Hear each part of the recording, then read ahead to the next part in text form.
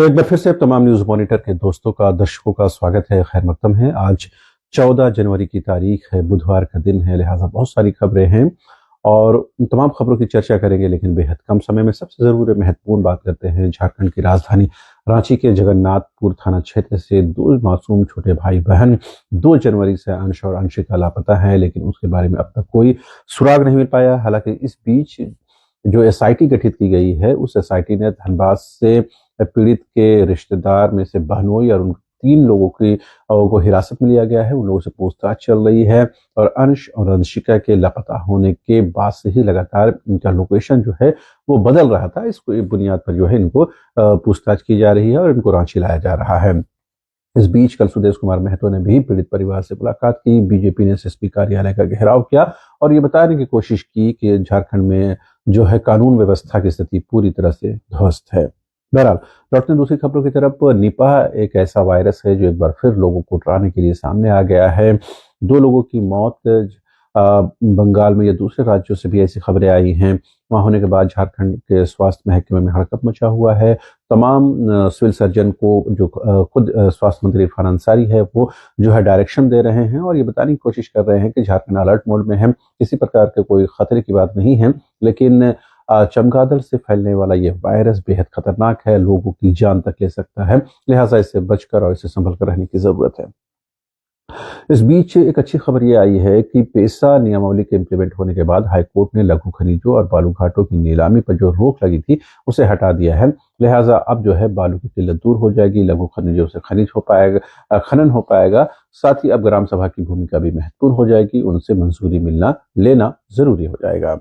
इस बीच मुख्यमंत्री हेमंत सोरेन, उनकी धर्मपत्नी और प्रतिनिधिमंडल का दावोस यात्रा अब शुरू होने वाला है। 18 तारीख से ये विदेश यात्रा दावोस और यूके की यात्रा पर रहेंगे और झारखंड के जो उपलब्धियां हैं, जो डेवलपमेंट है, उसको लेकर के ये चर्चा करेंगे। कल्पना सोरेन जो गांडे की विधायक है, वो जो है मैया जमान योजना हो, पलाश योजना हो या सरकार की छात्रवृत्ति से विदेशों में पढ़ रहे जो बच्चे हैं, उन तमाम चीजों का जिक्र वो अपने संबोधन में करेंगी। इस बीच बीजेपी ने जो है इस यात्रा पर सवाल उठाया है। उन्होंने कहा कि ये सैर सपाटे की यात्रा है। जेबीएम ने कहा है कि जो आरोप लगाए जा रहे हैं वो तथ्यहीन है और जो यात्रा है वो बेहद महत्वपूर्ण है झारखंड के डेवलपमेंट और लिहाज और वैश्विक एक तरह से एक्सपोजर के लिहाज से भी ये बेहद महत्वपूर्ण हो जाता है।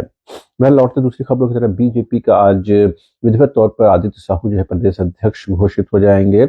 उनके चयन की प्रक्रिया लगभग पूरी हो चुकी है और आज जो है विधिवत तौर पर उनके नाम की घोषणा हो जाएगी। कल निर्वाचन हुआ और एक ही नाम आए तो जाहिर सी बात है फिर वो सिर्फ एक औपचारिकता रह गई थी। आज विधिवत तौर पर उनके नाम की घोषणा हो जाएगी तो बाबूलाल का आज से जो है यात्रा जो है प्रदेश अध्यक्ष तौर पर समाप्त हो जाएगी। नेता प्रतिपक्ष वो बने रहेंगे।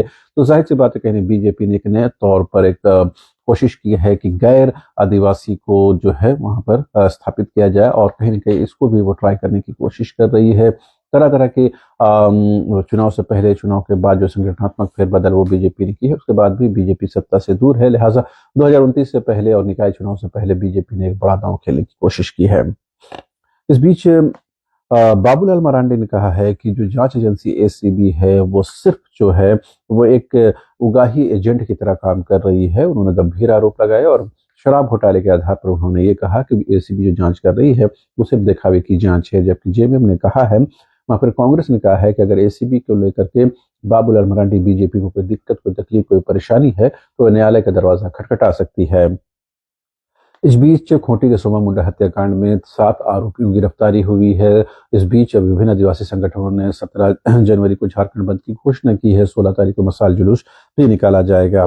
मौसम की बात करें तो रांची समेत 13 जिलों में आज से जो है एक तरह शीतलहरी चलेगी। हालांकि शीतलहरी कई दिनों से चल रही है लेकिन बीच बीच में गैप है और अब जो है शीतलहरी जो कंटिन्यूअस चलेगी, इसको लेकर के मौसम विज्ञान केंद्र की ओर से येलो अलर्ट जारी किया गया है। बहरहाल अभी के लिए इतना ही। आप तमाम दर्शकों का एक बार फिर से शुक्रिया।